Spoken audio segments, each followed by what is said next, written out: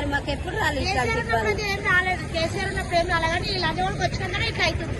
మరి ఎప్పుడు రాంది మరి ఇప్పుడు పుట్టి పెరిగింది ఇక్కడనే మొత్తం మేము ఇక్కడ. ఇప్పుడు వచ్చి కూరగానే చేస్తారు. రేపటి నాడు మేము ఎట్లా బతకాలి, మా పిల్లలకు భవిష్యత్తు ఎట్లా? మేము రోజు తిని పని చేసుకునేది ఇక్కడ. తెల్లారితో మేము మాకు పూట గడిచేది ఎట్లా? ఇట్లా మొత్తం అన్యాయంగా మొత్తం గులగొట్టేస్తుంది. మాకు ఎట్లా నాకు నష్టపరిహారం ఎట్లా వస్తుంది? మా షాపులు పోయినాయి. ఇప్పుడు లక్ష రూపాయలు ఎంత మేము చేపించుకున్నాం. ఇది అంతా షెట్లు అవి ఇవి రేకులు అన్ని వేయించుకున్నాం. ₹1 ఎవరు తీసుకొచ్చి ఇచ్చిన లేడు. పెన్షన్లు అన్నారు, అవన్నారు ఇవన్నారు, ఎవరేం రూపాయి ఇస్తలేడు. కొద్దిగా లేక మేము కష్టపడి బతకటోళ్ళం. మేము ఏం లేదు, ₹1 కూడా ఏం లేదు మాకు. ఆ బస్సులో ఒకటి ఫ్రీ పెట్టిరన్న, ఇంకేం లేదు. అట్లా అసలు పర్మిషన్ అసలు కూడా చెప్పలేదు. మాకు నోటీస్ ఇవ్వలేదు, ఏమి ఇవ్వలేదు ఇప్పటి వరకు కూడా.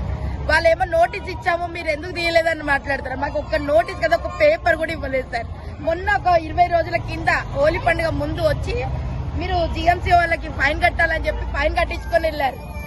1000 రూపాయలు ఒక షాప్ కి 1000 రూపాయలు అంటే 5 షాపులు ఉన్నాయని 5000 కట్టాము. అప్పుడు కూడా చెప్పలేదు మీరు తీసేయాలని.